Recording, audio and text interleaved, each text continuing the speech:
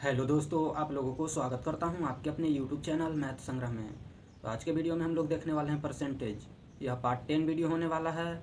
तो इसके पहले के वीडियो नहीं देखे हैं तो डिस्क्रिप्शन में लिंक है, वहां से आप लोग आसानी से देख लीजिएगा। तो चलिए आज पार्ट 10 वीडियो को शुरू करते हैं। आज का फर्स्ट नंबर प्रश्न आप लोगों के सामने दिया हुआ है। कह रहा है कि किसी खिलौने पर 30% छूट देने पर इसका दाम 30 रुपया कम हो जाता है, तो खिलौने का नया मूल्य क्या है। तो सबसे पहले कोई खिलौना है, उस खिलौना पर हम 30% छूट देते हैं, तब 30 रुपया छूट होता है। 30 रुपया कम हो जाता है। 30% छूट देते हैं तो 30 रुपया कम हो जाता है। तब बोल रहा है कि खिलौने का नया मूल्य क्या होगा, यानी 30% छूट दे देंगे, उसके बाद में खिलौना का मूल्य क्या होगा। तो सबसे पहले मान लेंगे कि खिलौना का दाम है 100 रुपया। 100 रुपया का 30% अगर हम छूट दे रहे हैं तो 30, अब प्रतिशत यहाँ से हटाएंगे तो बट्टा में 100 आ जाएगा, यानी 30/100। 30 रुपया कम हो जाता है, बराबर इधर 30 रुपया हो जाएगा। यहाँ से काट लेंगे 0 से 0। अब यहाँ से क्रॉस मल्टीप्लाई कर देंगे, यहाँ बटा में कुछ नहीं तो 1 हो जाएगा। यहाँ 3 में x से गुना करेंगे तो 3x हो जाएगा। 3x में 1 से गुना करेंगे तो 3x ही रहेगा। तो 3x बराबर इधर 10, इधर 30 है, तो 30 में 10 से गुना करेंगे तो सीधा आ जाएगा 300। यहाँ 3 से काट लेंगे तो 100 बार में कट जाएगा। तो यहाँ से आ जाएगा x बराबर 100, यानी x को क्या चीज़ हम माने, तो 100 रुपया में कोई वस्तु को खरीदे थे जिसका 30% अगर छूट मिलेगा तब वो 30 रुपया कम हो जाएगा। तो हमसे पूछा है प्रश्न में कि उसका नया दाम है, यानी 30 रुपया जब छूट दे देंगे उसके बाद में उसका कितना मूल्य होगा, वही पूछा है। तो 100 रुपया में कोई वस्तु को खरीदें और 30% छूट देंगे, यानी 30 रुपया। 100 रुपया में कोई वस्तु खरीदें, अगर हम इसका 30% छूट देंगे तो सीधा ही 30 रुपया आ जाएगा। यहाँ से 100 है गुना 30 और प्रतिशत हटाएंगे तो बटा में 100 आ जाएगा। 100 से 100 कट जाएगा, यानी 30 रुपया आ गया। यानी 100 रुपया की कोई वस्तु है उस पर 30% हम छूट देंगे तब 30 रुपया कमेगा। हमसे पूछ रहा है नया मूल्य, यानी 30%, यानी 30 रुपया छूट मिल जाएगा। तो कोई वस्तु 100 रुपया के है, उस पर अगर हम 30 रुपया यानी 30% छूट दे देंगे तब अब कितना में वो वस्तु मिलेगा, तो सीधा 30 रुपया घटा लेंगे, क्योंकि 30% छूट दे रहे हैं तो 30 रुपया कम हो जा रहा है। तो 100 में 30 घटा लेंगे तो सीधा यहाँ से आ जाएगा 70, यानी वस्तु का नया मूल्य जो है 70 रुपया हो जाएगा। तो इसका correct answer option number A में दिया हुआ है 70। तो चलिए अब हम लोग नेक्स्ट क्वेश्चन देख लेते हैं। आज का दूसरा नंबर प्रश्न आप लोगों के सामने दिया हुआ है। कह रहा है कि दो संख्याएं किसी तीसरी संख्या से क्रमशः 12.1/2% तथा 25% अधिक है। पहली संख्या दूसरी संख्या के कितने प्रतिशत के बराबर है। तो सबसे पहले हमको दिया हुआ कि दो गो संख्या है जो कि तीसरी संख्या हमको पता नहीं है, लेकिन बोला है प्रश्न में कि तीसरी संख्या से 12.5% यानी 12.1/2% तथा 25% अधिक है। तो सबसे पहले हमको मानना होगा तीसरी संख्या। तो तीसरी संख्या मान लेते हैं कि 100 है। 100 अब क्यों मान रहे हैं, इसके पीछे रीजन है कि 100 का अगर 12.5% निकालेंगे तो 12.5 ही आएगा। 25% निकालेंगे तब 25 ही आएगा, इसीलिए 100 माने। और बोल रहा है कि 12.5% अधिक और 25% अधिक। तीसरी संख्या 100, इससे पहली संख्या यानी पहली और दूसरी जो है 12.5% और 25% अधिक है। तो यहाँ पहली संख्या जो है मान लेते हैं कि 12.5% अधिक होगा। तो 100 है, 100 के 12.5% अधिक, तो 12.5 यानी 25/2 इसी को लिख सकते हैं। 12.1/2 को पूर्णांक तोड़ेंगे तो 12 दूना 24 हो जाएगा, और एक ऊपर वाला जोड़ लेते हैं 25/2। तो पहली संख्या जो है 25/2 ज़्यादा है, 25/2% ज़्यादा है।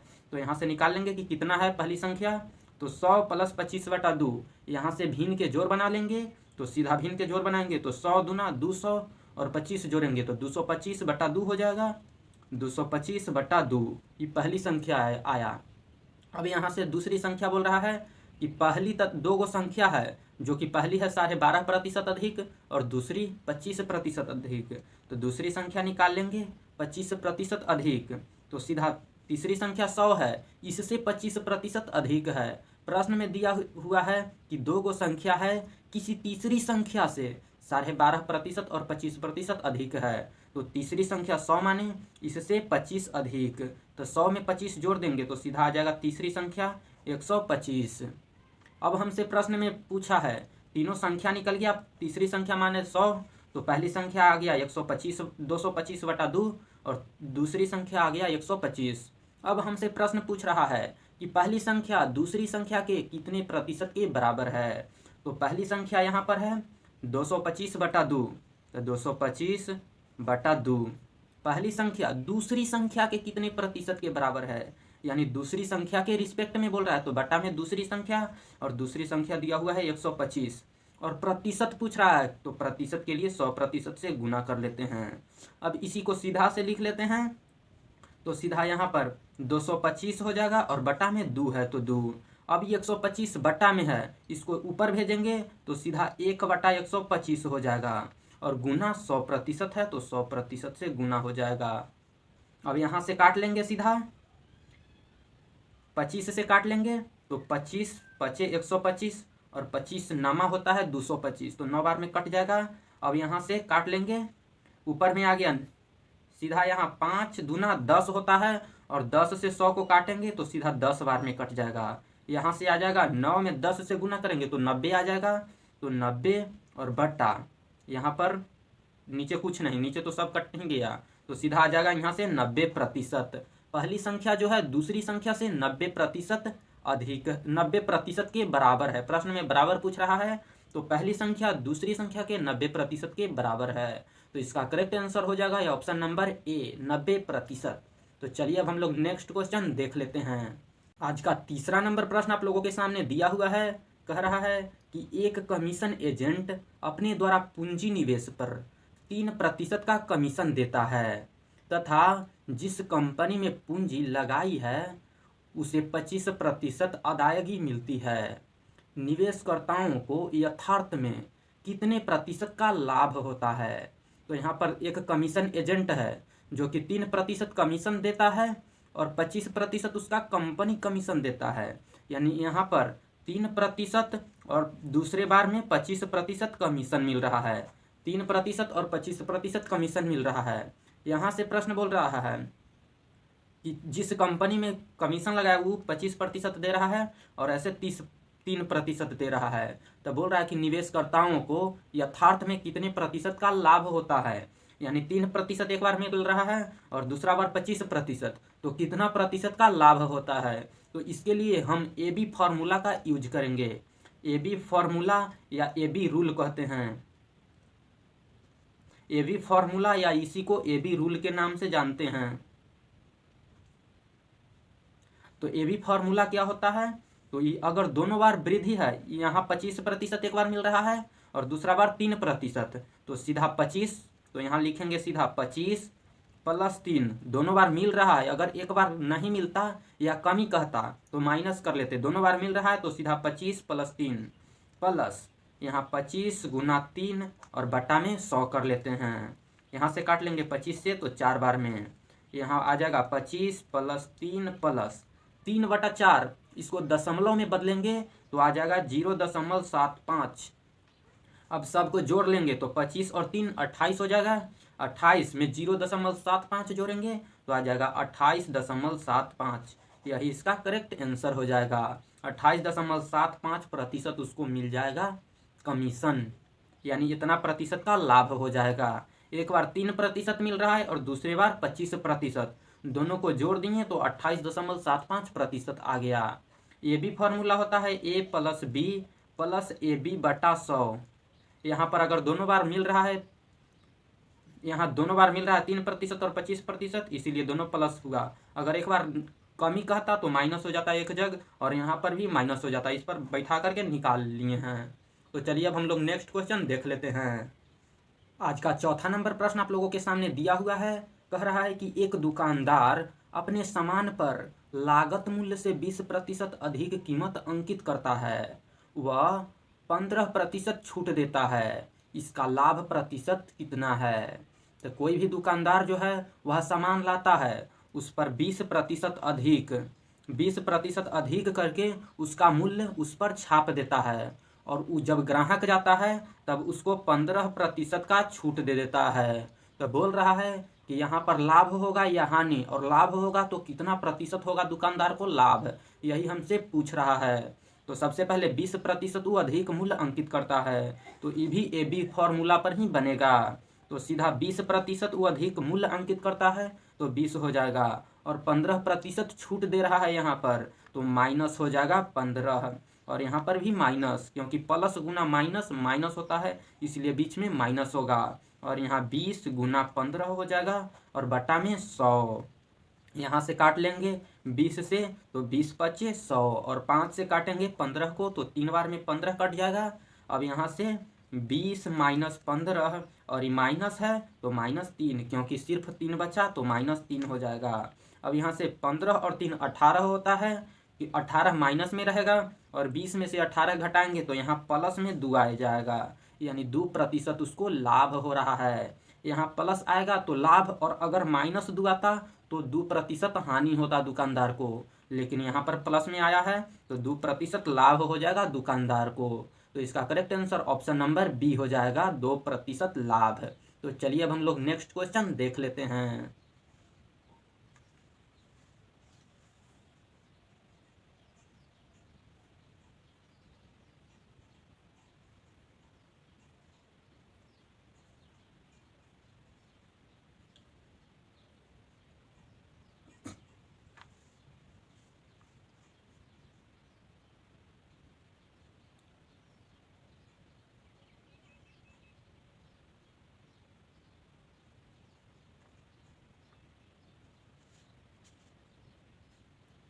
आज का 5वां नंबर प्रश्न आप लोगों के सामने दिया हुआ है।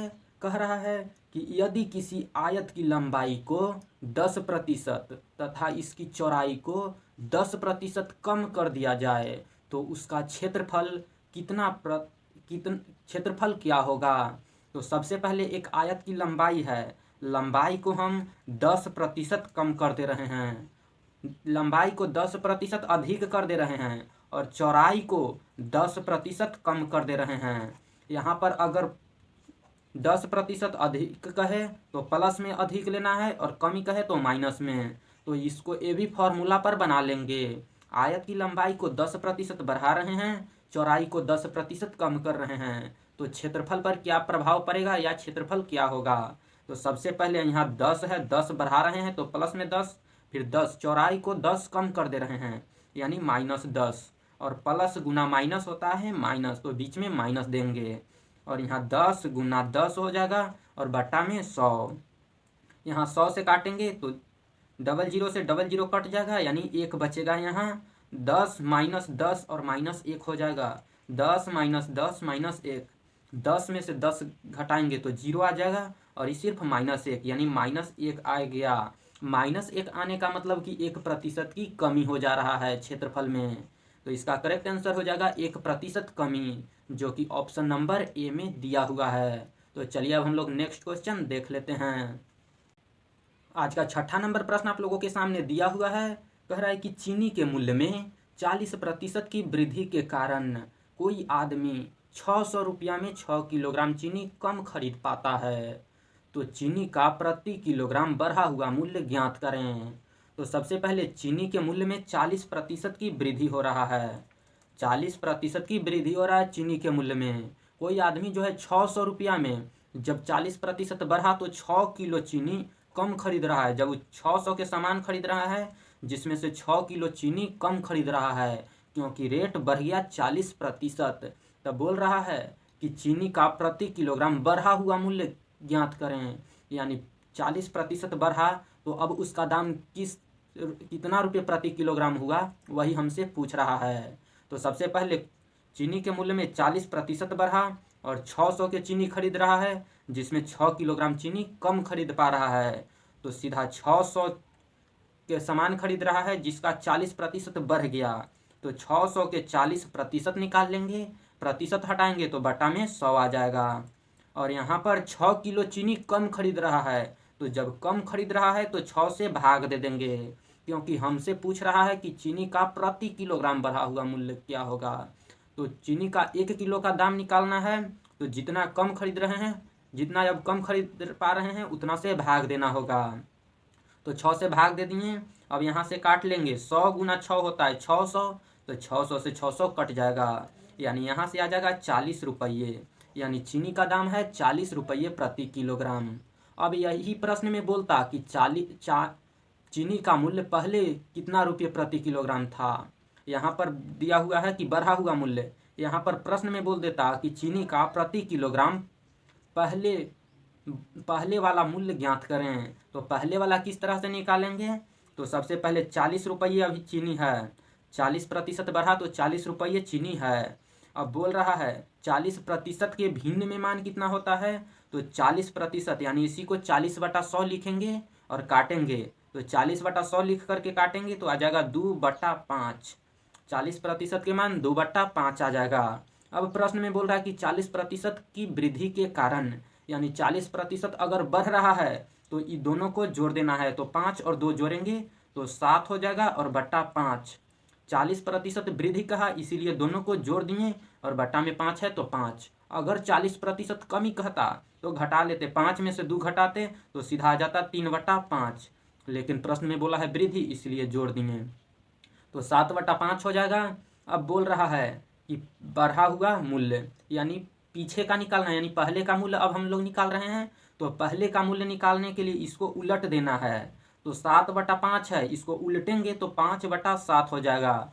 यही 5/7 से गुना कर देते हैं। तो अब है बढ़ गया तो 40 रुपये हम पीछे के निकाल रहे हैं, यानी जब नहीं बढ़ा था तब किस मूल्य से था, कितना रुपये प्रति किलोग्राम था। तो पहले का मूल्य निकालने के लिए सबसे पहले क्या किए, 40% के मान निकालें। तो भिन्न में 2/5 होता है। 40% बढ़ रहा है तो दोनों को जोड़ दिए और बट्टा में 5 है तो 5 लिखें। उसके बाद में बोल रहा है पहले का मूल्य, यानी अभी बढ़ गया, इसके पीछे जब नहीं बढ़ा था मूल्य तब का मूल्य पूछ रहा है। तो तब के पीछे के निकालने के लिए सीधा इसको उलट दिए।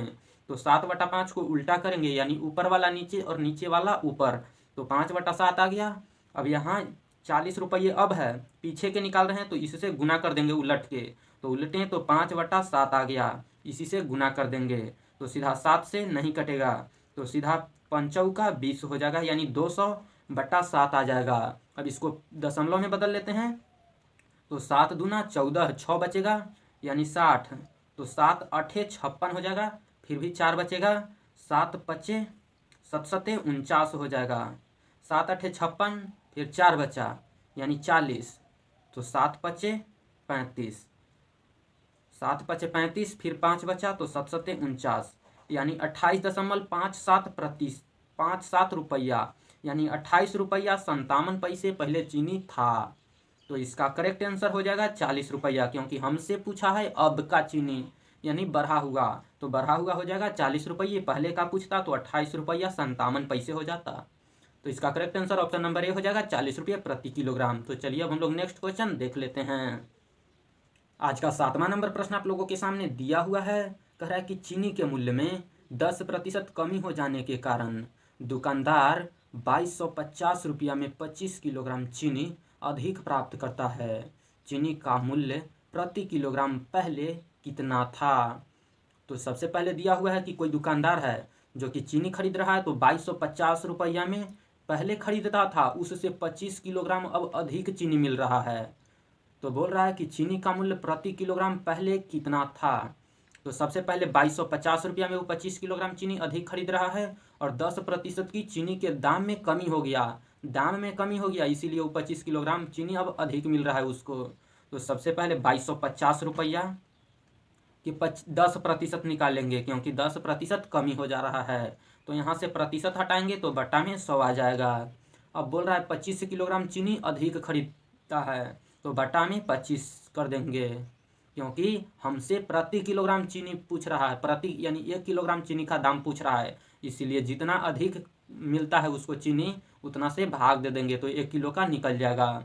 तो यहाँ से काट लेंगे सीधा, एगो जीरो से एगो जीरो, 25 से काट लेंगे सीधा, 2250 है यहाँ, सॉरी जीरो छूट गया, इस जीरो से इस जीरो काट लेंगे, 25 से काटेंगे तो 9 बार में कट जाएगा 225, यहाँ से आ गया 9 रुपये, यानी चीनी का दाम है 9 रुपये प्रति किलोग्राम।